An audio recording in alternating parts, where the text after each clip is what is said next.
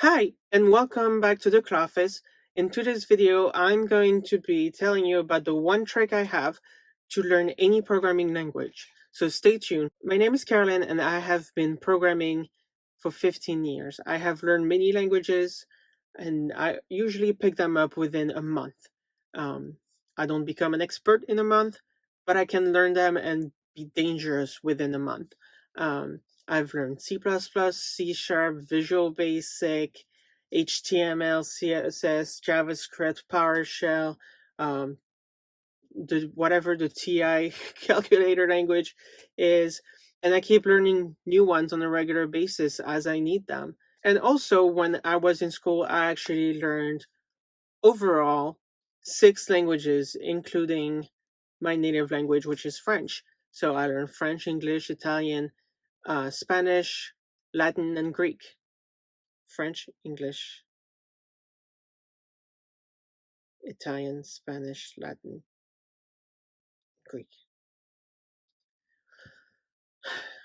So I've learned a lot of languages, whether they be computer or programming, and there's one thing that they all have in common. There's one way to learn things, and this is not new, but this is also not something that people already push towards uh, doing. And so the one trick, be ready, is find a project that you want to work on. What I mean by that is don't try to find a language you want to learn. Yeah, sure, you want to learn this language and you really need to learn this language, but that is not how you do it. Let's say you want to learn how to do oil paintings. You don't go and just buy oil paint and then learn about it. You usually have to have a project. You usually have to have something you want to paint. You can't just go and say, I have the paint here and I'm just gonna put it on the canvas and now I'm gonna be a great artist. And that is not how this happens. You don't become a great artist by just learning the theory. And the same goes for anything in life, but especially programming, because you don't learn in a vacuum. If you learn in a vacuum, if you try to learn a programming language in a vacuum, you will just have no knowledge. So my the one advice, if you can learn anything from this video, is pick a project to learn and then work backwards from this project.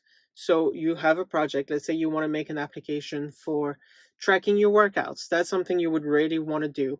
So you want to make an application to track your workouts.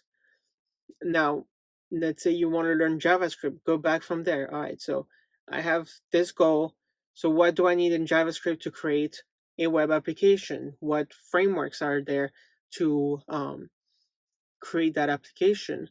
And then when you have like picked a framework, then you can go in and just start writing code. And so you start with like step 1, how to create a new project, and then step 2, how you modify the page, and then you just incrementally learn new things. Don't try to learn JavaScript, don't try to learn any language at in one go, because you will not be able to do that.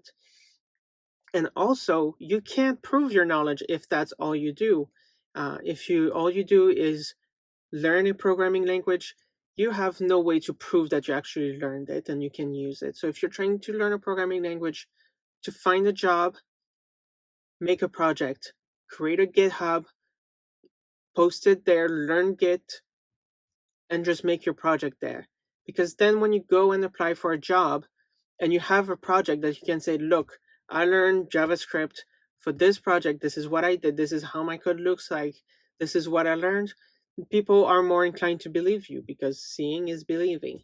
So pick a project and you don't try to get this project 100%. Like, you will not be able to do anything 100% within the first day, week, month. It may take years to become an expert, but if you take it step by step, one step at a time, you will get there. If you don't know what type of project you want to do, Just go on GitHub, go on the website, try to replicate Amazon, try to replicate things that you've done before, that you've seen before.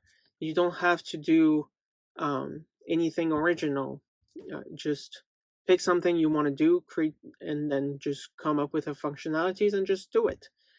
It's easier to learn a programming language when you're interested in what you want to do rather than what you want to learn. So that's my tip. If you have any objections to that tip, if that was helpful, if you need to know more about how I managed to learn all these languages and what projects I've done, write it down in the comments, and I'll either comment on your comment, or I will make a whole video about project ideas that you can do to learn programming languages and maybe where to get started for those tools.